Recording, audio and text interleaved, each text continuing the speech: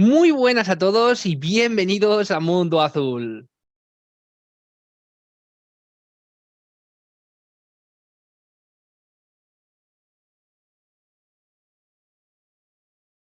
Bueno, pues ya estamos aquí un día más y hoy os traigo un vídeo, como no podía ser de otro modo en Mundo Azul, de una experiencia personal que nos acompaña. Va a ser una experiencia personal impactante, va a haber alegrías, va a haber situaciones controvertidas, va a haber sus altibajos, pero sobre todo lo importante de esta historia, que ahora nos va a compartir su protagonista, es no solo el sentido, sino lo que es el núcleo, el desarrollo de todo esto, cómo la persona se transforma, cómo la persona cambia, cómo en los momentos más complicados, en los momentos en los que muchas veces no encontramos salida, no vemos de forma diáfana la situación, no vemos cómo se va desarrollando y cómo finalmente,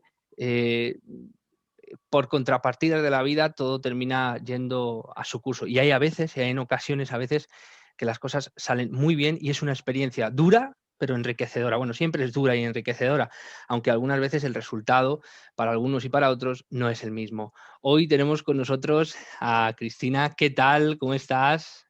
Hola, muy bien. ¿Y tú? Bien, también. Aquí estamos en Mundo Azul y bueno, hoy nos traes una experiencia personal importante, una experiencia personal, como hemos dicho, bastante contundente, bastante dura. Pero que bueno, hoy nos vas a ir conduciendo, ¿no? Vamos a ir navegando a través de esa experiencia personal, de la persona que eras, de la persona que eres y sobre todo de lo que has aprendido de toda esa experiencia, ¿no? Ujú. Pues cuéntanos un poquito, haznos una pequeña introducción de lo que nos vienes a contar hoy. Pues voy a hablar sobre la experiencia que he tenido yo y cómo he visto un poco mi vida a raíz del cáncer que tuvo mi madre.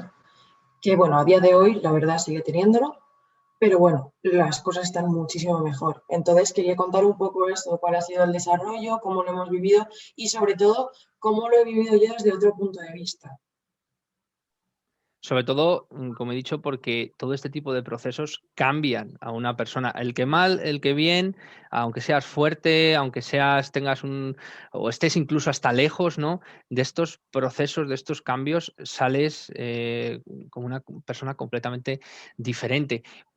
¿Cuál fue el momento? Bueno, cuéntanos primero en qué momento de tu vida te encontrabas en ese punto, cuéntanos un poco qué edad tenías y cuéntanos sobre todo el primer impacto de conocer cómo fue tu realidad en ese momento y decir una gota tan fría y tan dura como es el cáncer, en este caso en tu madre. ¿Cómo fue esa experiencia previa? Pues yo recuerdo que iba a cumplir los 15 años, fue en noviembre, justo tenía 14 años y la verdad, pues imagínate, pues una situación así para una niña de esa edad, la verdad que es bastante chocante, ¿no? Entonces, una noche yo vi a mi madre muy malita, muy malita. Yo vivía sola con ella porque mis hermanos se habían independizado, pero justo esa semana se había venido a vivir, bueno, a pasar una semana con nosotros mi hermana. Entonces, creo que también un poco de todo lo que ha pasado ha sido gracias a mi hermana, ¿sabes? Esa salvación, porque fue ella quien realmente se dio cuenta de lo que estaba pasando. Al final, una niña con 14 años dice, sí, está mal, está vomitando, pues muy bien. Entonces yo me encontré que ese día mi madre había estado muy sosa, muy rara, no había comido, no había hecho nada, habíamos estado con la familia y todo el mundo le había dicho, qué rara has estado, ¿qué te pasa? Estás muy sosa. Y ya por la noche mi hermana fue a verla al baño, estaba vomitando, se encontraba súper mal, le dolía todo. Y bueno, pues a raíz de ahí, Anteriormente a eso no había sucedido nada, vosotros no habéis notado nada, ella no en ningún momento había compartido nada, ella no sabe, no sé si os ha dicho en algún momento que ella sabía antes de que vosotros os dierais cuenta. sí, ella lo sabía. Bueno, al final pues en el trabajo le hacían reconocimientos médicos y no sé qué, y siempre le salía que tenía anemia. Entonces ella sabía que algo gordo tenía y que si iba al médico no quería, no iba a salir de ahí. Entonces fue un poco eso lo que más me impactó, ¿no? Que llegó la noche esa y mi hermana insistió en ir al médico, en ir al médico, en ir al médico y mi madre decía que no, que ella no quería ir, que sabía que si entraba no iba a salir de ahí, que sabía que tenía algo y que no quería ir.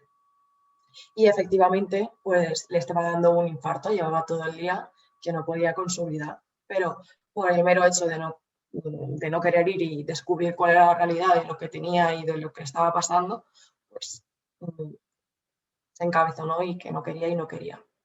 El miedo, ¿no? Supongo que el miedo, sobre todo, porque en muchas ocasiones muchos decimos, bueno, yo soy fuerte, yo soy, pero es difícil, ¿no? Cuando te encuentras en una situación así, sobre todo en este caso tú, que nos has dicho que tenías 14 añitos, que eso es nada y menos, no sé, ¿cuántos tienes ahora?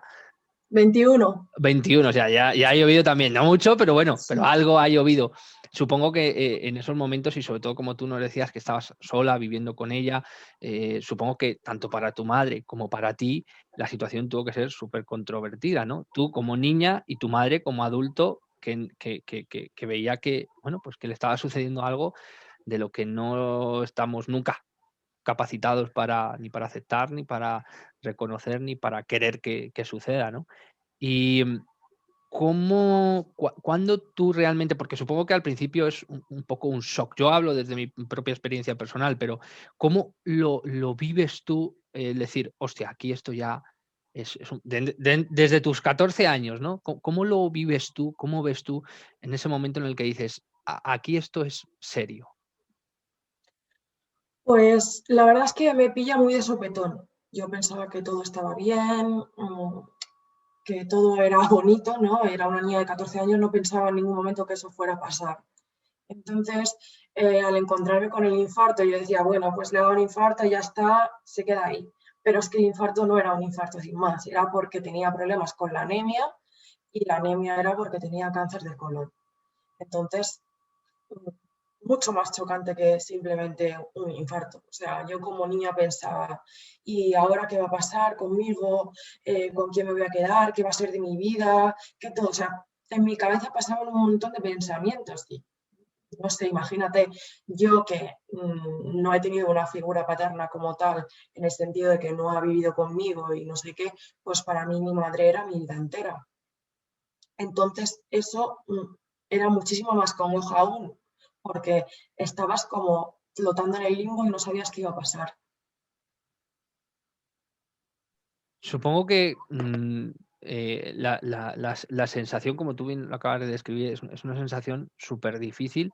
Y yo creo que ahí es el momento de inflexión en el que duramente, que es como nos pasa siempre a todos, sobre todo la gente que, bueno, pues vivimos o hemos vivido en protección de nuestros padres, que hemos vivido, cuando pasa una situación así, pasas de niño a hombre o de niño a mujer o en cero coma, ¿no? Es duro, pero sobre todo la situación es completamente controvertida, pero tiene un aporte positivo.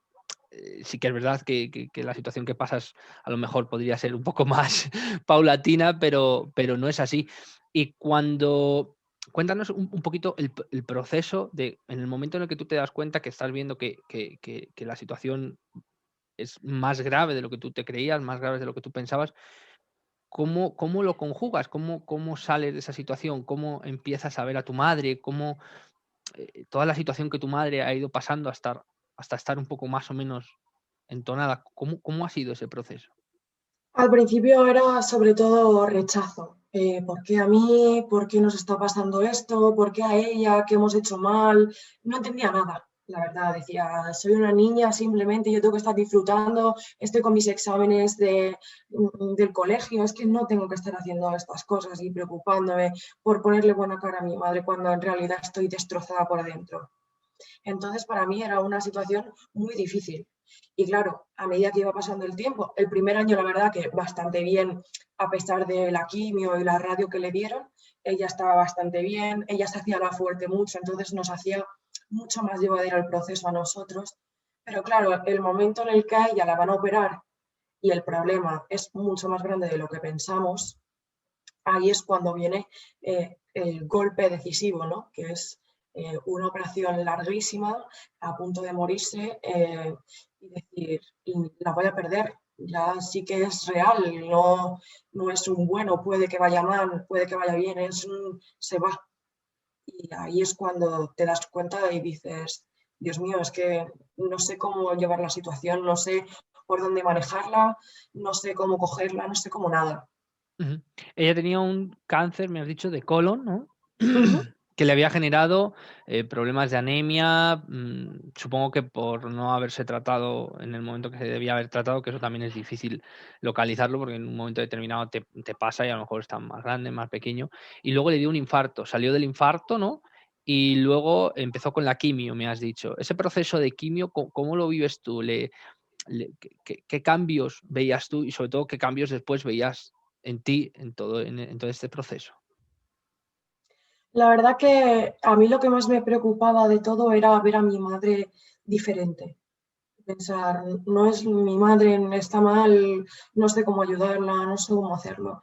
Pero la verdad que una de las cosas que a mí me ayudó es que ella estaba muy fuerte, ella te decía que estaba bien, es verdad que tú la veías y se la notaba débil, pero bueno, por suerte, una de las cosas que no nos pasó es que no se le cayó el pelo. Entonces, eso nos ayudó bastante para seguir viendo a mi madre bien, como si estuviera sana y como si fuera la misma. ¿Te puedes creer que todo el mundo, mira, yo tengo ahora una persona también que está pasando el mismo proceso, pero a él sí que se le ha caído el pelo, y todo el mundo dice lo mismo, siempre le pasa exactamente igual, dice, yo lo único que pido es que no se les caiga el pelo. Es una situación súper controvertida, no sé si a ti te habrá pasado, porque si, aunque esté mal, aunque yo le vea mal, aunque le vea decaído, pero si le veo más o menos con el mismo aspecto, como que tapo, ¿no? La situación y como que me autoengaño o el proceso es un poco más llevadero, es un poco, pero en el momento en el que la realidad choca y todos los días ves la situación, tiene que ser duro, ¿no? En este caso tú no, pero seguro que ha habido otros momentos en los que tú has visto bueno, que todos los días es así, todas las circunstancias. Esto no es de un día para otro, esto va en un proceso, en algunos casos decadente, en algunos casos en los que no se curan y en otros casos en los que, como en el tuyo, mejoran, ¿no? ¿Cómo fue el proceso para ti en ese cambio? ¿Cómo, no solo en el momento en el que ya lo viste, nos has dicho que fue un shock total, pasaste, dijiste que va a ser de mí, a dónde voy a ir, pero ¿cómo te vistes tú en ese procedimiento? ¿Cómo conseguiste digerir todo esto en definitiva? Yo sentía que tenía que seguir adelante. Me creé como una especie de coraza y creo que realmente en ese momento fue cuando yo pasé de ser una niña a decir, tengo que tomarme en serio esto, tengo que seguir adelante, tener mi vida, sacar mis cosas y porque es que a lo mejor estoy sola y tengo que sacarlo igual, o sea, al final nunca se sabe lo que va a pasar y no sabes hasta qué punto vas a estar protegida por los tuyos, ¿no? Entonces, en ese momento fue en el que yo dije, céntrate, cambia, cambia de opinión, deja de estar todo el rato pendiente de tus amigos, no sé qué, céntrate en las notas, en lo que te importa, en disfrutar con tu familia, en estar con los tuyos y no tanto en la fiesta, en la juerga, ¿no? Lo típico que piensa un niño, en jugar, en, no sé, no tan eso. ¿Y Yo sentía, qué te ayudó a ti o qué proceso viviste que te ayudó a ti? Yo qué sé, ¿cómo conseguiste mantener la cabeza un poco entretenida? ¿Cómo conseguiste ir sobrellevando la situación? eh, no sé si está bien decirlo, pero una de las cosas que más hice fue dormir. Intentaba despejar mi cabeza y yo dormía y dormía y dormía y no dejaba de dormir, porque era mi manera de aliviar la mente y, y no pensar en nada de eso.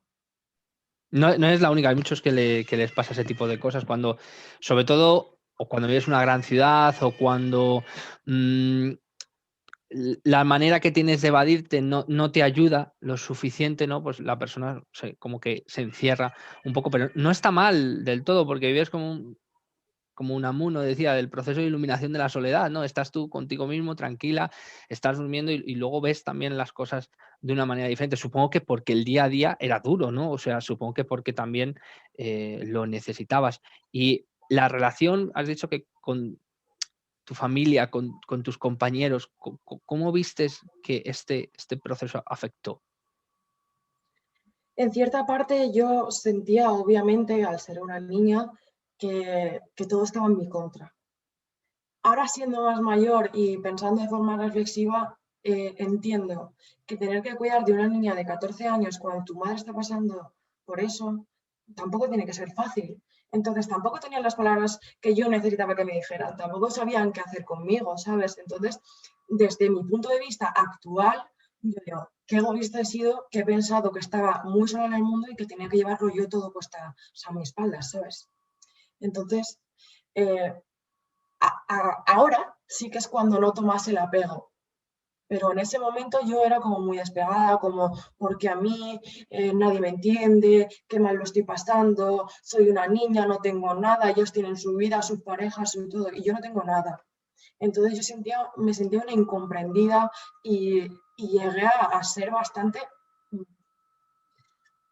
mala en ese sentido, ¿no? No estaba siendo coherente ni, ni receptiva tampoco, porque, bueno, al final pues ellos venían, intentaban hablar conmigo, qué piensas, qué sientes, cómo te encuentras, y yo era como un libro cerrado, pero como da igual lo que te diga, porque no me vas a entender, porque tú lo estás viendo desde otra perspectiva, que es tu perspectiva adulta, que ya has pasado el tiempo que tenías que pasar con tu madre, que no, porque ahora con 21 años me doy cuenta que seguiría pasando muchísimo más tiempo con mi madre y no creo que no pase nada.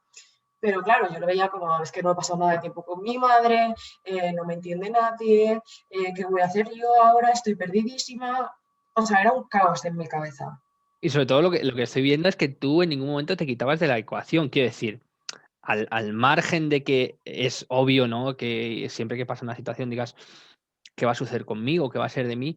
Siempre era todo en base a la función tuya, ¿no? Era una función que, bueno, que puede ser normal, ¿no? En una niña que sobre todo no entiende, no que no entienda, sino que no procesa adecuadamente todo ese daño, todo ese dolor. Todo supongo que ha sido muy rápido. En cuestión de cuánto tiempo fue todo esto, más o menos. Nada, pues la dio el infarto y a la semana le diagnosticaron el cáncer y al mes ya le estaban empezando a dar la quimio. Y desde el proceso de quimio hasta el proceso en el que ella más o menos empezó a encontrarse bien, con operaciones incluidas y de todo y momentos de estrés, ¿cuánto duró? 2 años y medio. O sea, 2 años y medio en la que pasaste un poco a transformar tu vida por completo y sobre todo, según me estás diciendo ahora, que bueno, supongo que eso ha sido también un poco a posteriori, el hecho de transformar ese egoísmo, ¿no? Que tenías en un principio, esa ¿no? Dijéramos, a estar un poco más en sintonía con la situación.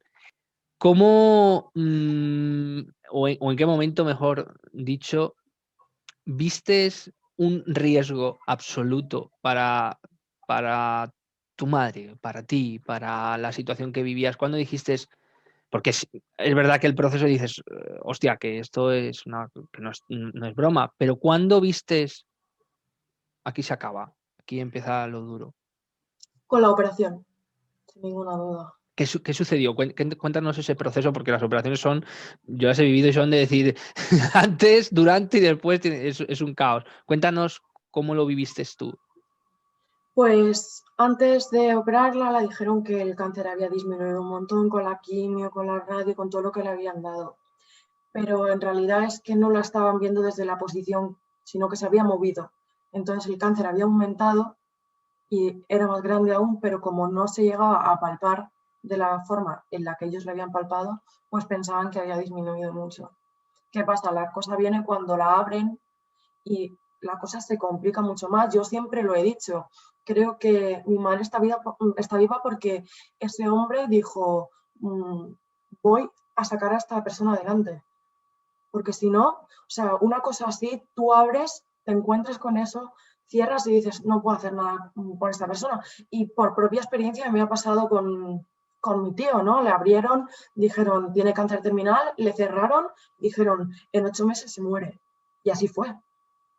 Entonces, es verdad que siempre digo que es gracias a ese señor que se levantó con las fuerzas y las ganas necesarias para estar 9 horas metido en un quirófano con una persona que estaba muy enferma, que tenía muchísimo riesgo y que no sabían qué iba a pasar, ¿no? En principio era quitarle un trozo de colon y ahí se quedaba. Y no, la realidad no fue esa, sino que también era aparato reproductor, excretor, tenían que ponerle una bolsa, muchísimas cosas, reconstrucción de uréter, un lío. O sea, es una cosa que no es moco de pavo. Y cuando a mí me vienen a contar cómo ha sido la operación, sin decirme, oye, está bien, está mal, está viva, no está viva, yo decía, dime ya, por favor, lo que quiero escuchar. Y cuando te empieza a contar todo el proceso y te dice, hoy ha sido un día difícil, hoy es uno de esos días en los que te vas a acostar y vas a pensar qué día más largo ha sido, qué difícil ha sido, cómo hemos sufrido por la vida de esta persona y qué mal, ¿sabes? Y qué bien por otra parte, porque obviamente ha salido adelante y sigue ahí. Y tú en esos momentos cuando estabas, vamos a decir lo que tu madre estaba en el quirófano, ¿qué pensabas? ¿Qué sentías? Todo el rato sentía el corazón en un puño. Yo quería saber todo en todo momento, qué pasaba, qué no pasaba, sentía escalofríos, me costaba hablar, la cabeza no la podía poner en otra situación.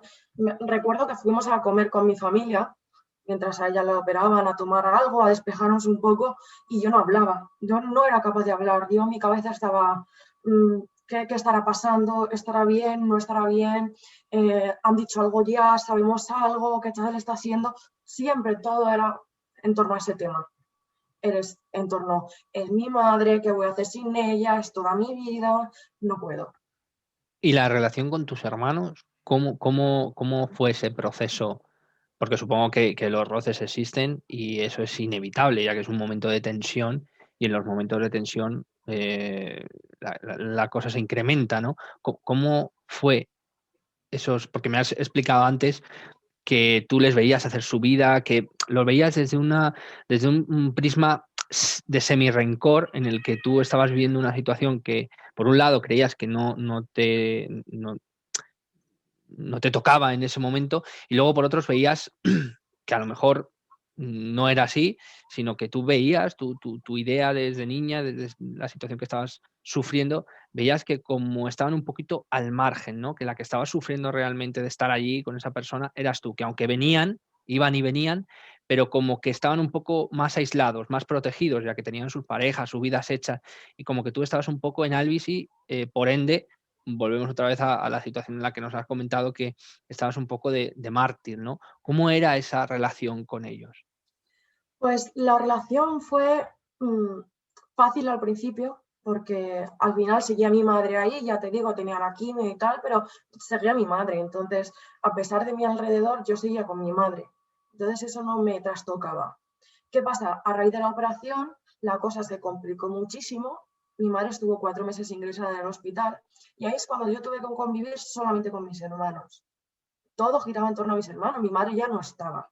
Entonces ahí era cuando venían los roces, los choques, sobre todo porque ellos intentaban que yo abriera los ojos y decir, piénsate qué quieres hacer realmente, tu ¿En qué madre está sentido? muy malita. Explícanos eso de abrir los ojos. ¿Qué te decían? Pues, hombre, supongo lo que te decían, pero quiero decir, ¿cómo lo veías tú lo que te decían y ellos qué intentaban?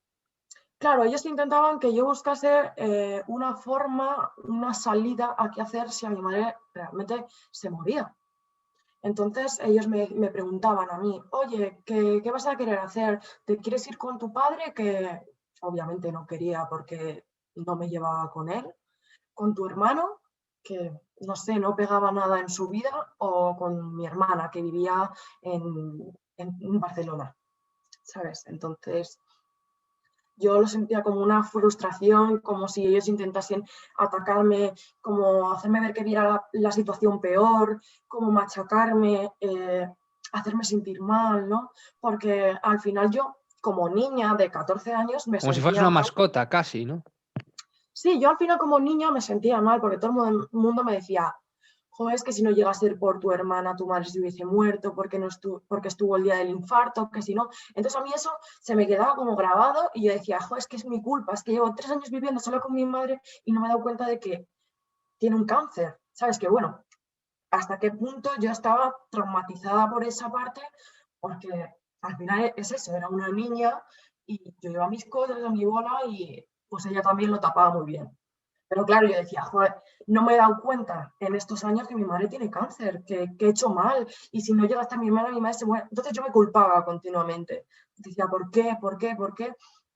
Y eso me hacía aún más egoísta, más arisca, más todo con los demás.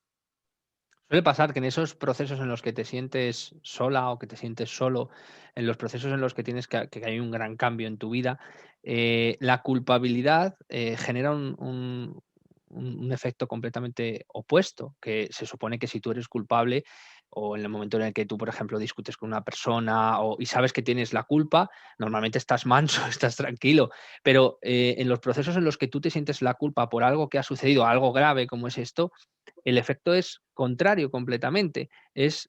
Me pongo un escudo y voy a resistir lo que no está sucediendo, que en este caso es que nadie me está atacando, todo lo contrario, sino que me están intentando brindar una realidad que yo no estoy comprendiendo porque estoy a la defensiva constantemente, ¿no? Cuando salió de la operación y te dijeron que tu madre estaba bien o que tu madre por lo menos había salido de la operación, ¿qué sentiste? ¿Cómo fue eso? Fue un alivio, la verdad. Fue como, ya está, ya hemos pasado lo peor, ahora todo es para adelante. De hecho, yo recuerdo que como niña le decía a todos, ya está, eh, ha conseguido ganarle la batalla al cáncer, que bueno, sabes que ahora mismo pienso y no me parece que eso sea ganarle la batalla al cáncer, ¿sabes? Entonces, yo lo sentía con mucha ilusión, estaba ciega, yo solo veía lo que había en ese momento. Yo no pensaba en un futuro más allá, yo pensaba, ha salido, ya está, se acabó y ya no tenemos que preocuparnos más por este tema. Puedo volver a mi vida, a jugar, a estudiar, a estar con los amigos, a no pensar en ese tema todo el rato. O sea, intentar volver nuevamente a ser quien eras y a retomar desde donde te quedaste, ¿no? ¿Y cuándo vistes que eso no iba a ser cierto? Cuando salió de la operación, yo la vi bastante mal, la verdad. Obviamente, una operación de tal calibre pues te cambia, ¿no? Te duele, te molesta y tal.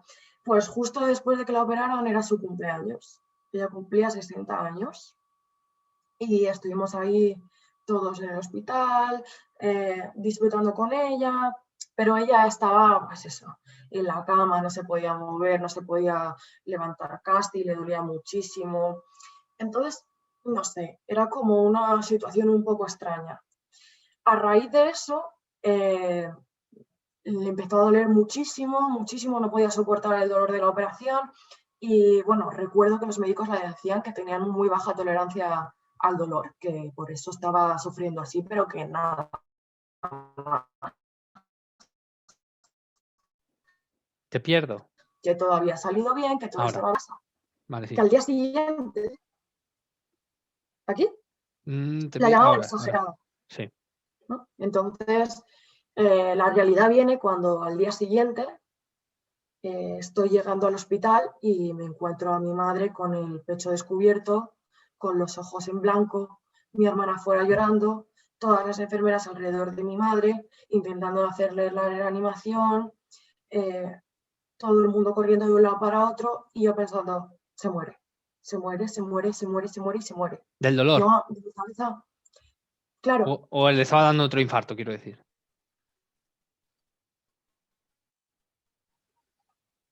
le dio un infarto del dolor. Ujú. Se llama Takotsubo. Te duele tanto que tu corazón no puede soportarlo y entonces falla. O sea, hasta qué punto ella estaba pasándolo mal para que le dijeran, tienes baja tolerancia al dolor y a ella le dieron un infarto del dolor. ¿Y no le pusieron medicación? Sí, pero nada, o Le sea, no le dolía igual. servía. Uh-huh.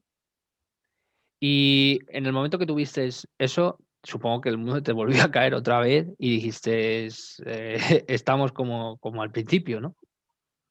incluso peor, ¿no? Porque la bajaron a la UCI y la intubaron. Ella estuvo un mes entero intubada en la UCI. Entonces, claro, yo me pasaba ahí 20 horas, nos pasábamos todos 20 horas en el hospital para ver a mi madre un cuarto de hora por la mañana cada uno y 5 minutos por la tarde cada uno. Entonces era muy frustrante y claro, tú entrabas ahí y ella no quería hablar, solo quería saber qué le pasaba, qué nos habían dicho los médicos, qué tal. Entonces eso me hacía a mí sentir más vacía aún. Y ahí yo era muy egoísta porque yo no estaba viendo la situación. Yo era, joder, soy una niña y mi madre no se está preocupando por su hija que está viviendo esto. Obviamente yo ahora lo pienso y digo, qué egoísta eres, qué egoísta, porque ella era la que de verdad lo estaba sufriendo, la que lo estaba pasando mal, estaba intubada, no podía hablar, tenía que escribir, estaba débil, cada día veía a muertos pasando por su lado, gente gritando, gente mutilada, gente de todo. Que al final un poco eso también me chocó a mí, porque yo tenía que pasar por delante de todos ellos, yo también veía a esos muertos, también veía a las familias destrozadas, pasaba muchísimo tiempo con ellas, nos contaban las historias, te hacías apego con ellas, ¿sabes? Porque al final pasas mucho tiempo ahí y no te queda otra y conocías las historias de todo y de repente se moría uno y emocionalmente también te afectaba y pensabas, ¿y si es mi madre la siguiente? ¿Sabes? Y yo recuerdo justo cuando la bajaron a la UCI, el día que le dio el infarto del dolor, eh, nadie quería que yo entrase a verla. Y mi cabeza dijo, yo quiero entrar. Si la última imagen que voy a tener de mi madre va a ser con los ojos en blanco, va a ser un destrozo para mí. Yo quiero entrar. Quiero verla, quiero tocarla y quiero despedirme de ella, aunque sea lo último que haga y aunque me duela el alma. Entonces yo recuerdo que entró primero mi hermano y luego entré yo. Y me asusté muchísimo porque mi hermano salió para que entrase mi hermana y yo me quedé sola con mi madre.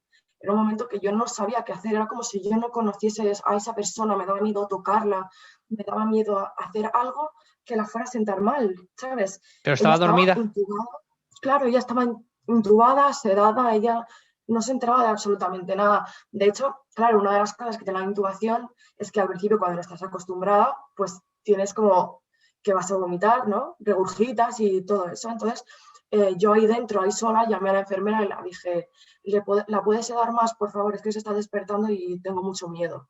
Claro, yo temblando le dije eso a la señora, en plan, por favor, dele algo, que no quiero que se sienta mal, que note el tubo, que tal. Entonces yo recuerdo eso como muy de sopetón, muy decir, acabamos de pasar una cosa muy grande, como que todo se ha calmado y ahora de repente vuelve otra vez a salir. Y es incluso aún peor de lo que pensábamos. Ujú.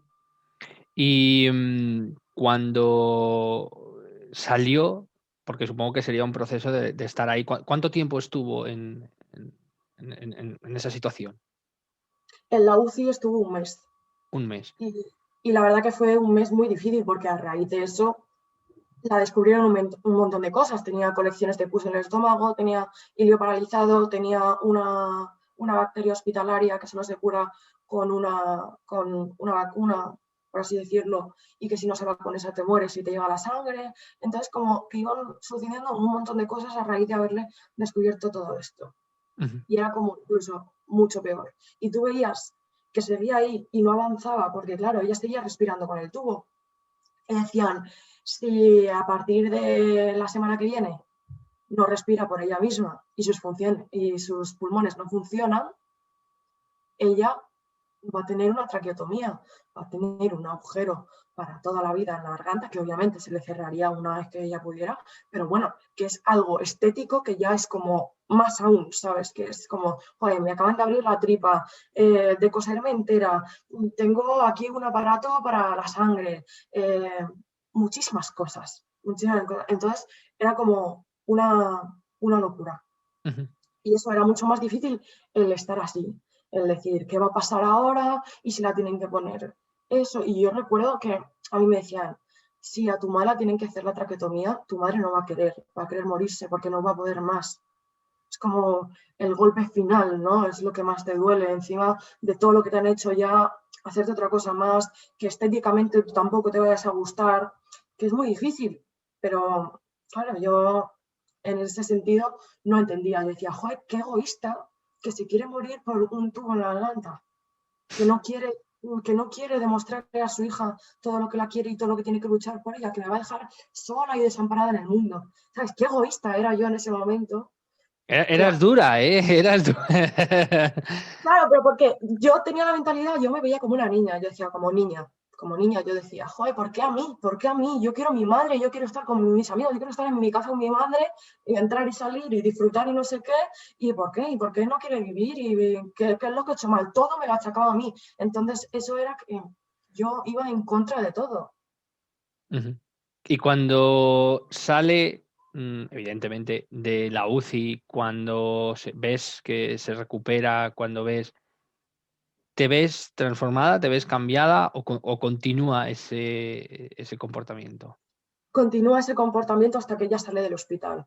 Ella estuvo un mes más ingresada. Es verdad que había salido de la UCI y todo eso, pero como que a mí se me juntaron muchas cosas, ¿no? En la universidad, que iba a entrar, la selectividad, qué iba a pasar, qué no iba a pasar, con quién me iba a ir, se me juntaron un montón de cosas. Y aparte de eso, cuando mi madre subió a planta, le dijeron que tenía agua en el cerebro, que de tantos medicamentos, como que se le había llenado el cerebro de agua y que si menos mal que lo habían descubierto pronto porque se podía quedar en coma o incluso morir. Y ya como, otra cosa más. Eso te iba a decir. Otra cosa más. ¿Qué pasa? Que a raíz de eso la descubrieron también que tenía metástasis en un pulmón. Y hago otra cosa más. El cáncer ahora se ha pasado al pulmón. Y era como un caos. Mi cabeza era como, no puedo soportarlo más, no, ¿por qué tantas cosas seguidas? ¿Por qué tantas cosas juntas? No puede parar ya. Era como si me estuvieran poniendo una prueba todo el rato. Ujú. ¿Y cuándo vistes tú que esa prueba, como tú dices, se superaba o llegaba a un punto en el que la cosa más o menos llegaba a estabilizarse y tú veías que habías salido bien parada, no solo de toda esta situación, sino que había sucedido un cambio real en ti? Al final, todo el mundo piensa que te acostumbras, ¿no? Pero en realidad no es así. Yo creo que aprendes a llevarlo, a manejar la situación. Entonces, una vez que veo a mi madre en casa, es como, bueno, dentro de lo malo está en casa, que eso me reconforta. Entonces, yo pensaba, siempre para adelante, siempre para adelante, siempre para adelante. Y no sé, ahí como que surgió un cambio de decir, voy a dejar de sentirme como que todo lo malo me ha pasado a mí y voy a aprovechar todo eso malo para convertirme en la persona que quiero ser y en la persona que me apetece conocer, ¿no? La que le gustaría a todo el mundo ser al final. ¿Lo has conseguido? En cierta parte sí, pero obviamente creo que siempre se puede mejorar, entonces ¿Y nunca... qué le dirías tú a, si te estuviera escuchando o si te pudiera escuchar la Cristina de 14 años y por ende otras muchas Cristinas que pueda haber en el mundo de 14 años que estén viviendo una situación similar o personas mayores que no estamos exentas de poder llegarnos a comportar así, que hasta que no te visitan acontecimientos así no, no te das cuenta de que la vida hay que disfrutarla y que son, como decía Pau Donés, la vida son 4 días y 3 han pasado ya. Pues, mm, ¿qué le dirías tú a esas Cristinas que hay en el mundo que puedan estar viviendo lo mismo que tú viviste?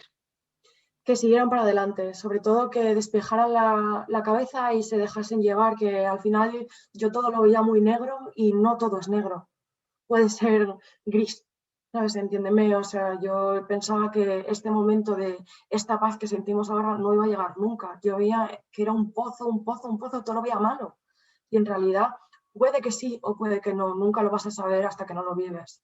Entonces, que se relajen, que intenten llevarlo de lo mejor posible, que sean lo mejor que puedan ser, que apoyen a las personas que tienen al lado y que sobre todo agradezcan lo que tienen. Mucha gente me dice, no sé cómo has podido llegar hasta aquí después de todo lo que has pasado. Yo me hubiese quedado estancada, no hubiese llegado a la universidad, no hubiese seguido estudiando, no nada. Y yo les decía, pues puede que sí, puede que no. Pero que es verdad que yo a día de hoy lo pienso y tenía un montón de recursos a mi alrededor que me ayudaban, que no estaba yo sola, que yo pensaba, joder, estoy sola. No, si mis hermanos, si mi tía Tere o si mis personas que me escuchaban, aunque no supieran qué decirme, estaban ahí, era como un pasito más arriba que yo iba escalando, y un pasito más, y un pasito más. Y toda esa incomprensión que yo sentía era de mera niña, porque no era real.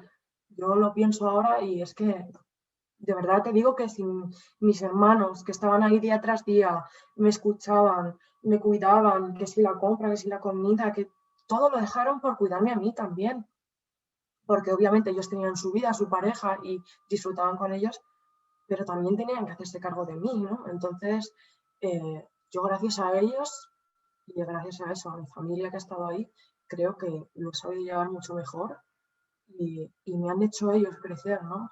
Apechugar con las situaciones.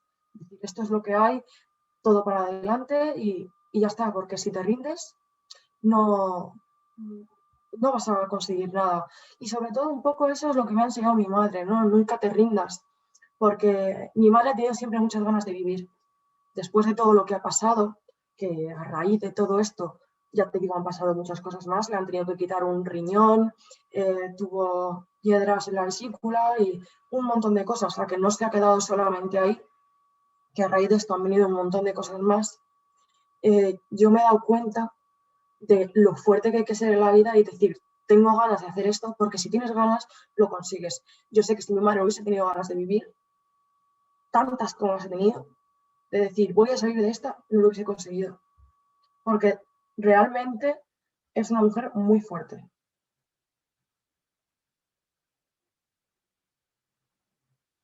Y tiene unos hijos muy fuertes también, por lo que veo. Eh, para terminar, Cristina, una última pregunta. ¿Ha merecido la pena? ¿Crees que ha sido un proceso enriquecedor? Por cierta parte sí, obviamente, porque he madurado Me mucho. refiero a la parte que no podemos controlar, obviamente, si no, si tuviéramos una varita y decíamos esto no pasa y no sucede nunca, pero teniendo en cuenta que ha sucedido lo que ha sucedido y que son cosas que pasan en la vida y igual que si tú vas por la carretera andando puede ser que te, te caigas y te, bueno, sucedan una serie de cosas, teniendo en cuenta la vida en la que vivimos, ¿crees que ha sido algo que de lo que ha salido reforzada, algo que de lo que habéis, porque supongo que eso ha sido algo en familia, de lo que habéis salido reforzados, que os ha servido para relacionaros mejor, para disfrutar más el tiempo y sobre todo para veros un cambio absoluto en vosotros? Sí, yo creo que sí. De hecho, yo veo a gente de mi edad actualmente, con 21, con 22 años, y la veo muy perdida, ¿no? Y digo, ojo, es que si tú hubieses vivido todo lo que yo he vivido, de verdad no verías las cosas así. Siento como que les falta esa parte de madurez, de decir, estoy aquí, tengo que salir adelante, empieza mi vida realmente, no dependo de nadie, que eso es lo que sentía yo con 14 años, ¿no? Entonces ellos se están dando cuenta ahora de que ellos tienen que labrar toda su vida sin que nadie gire alrededor de ellos. Pero como siempre han tenido a papá y a mamá al lado, a esa persona que es tu patrón, la persona que está ahí siempre, pues no han tenido ese miedo y no han construido esa idea de superación, ¿no? De decir, tengo que hacer esto y mejorar.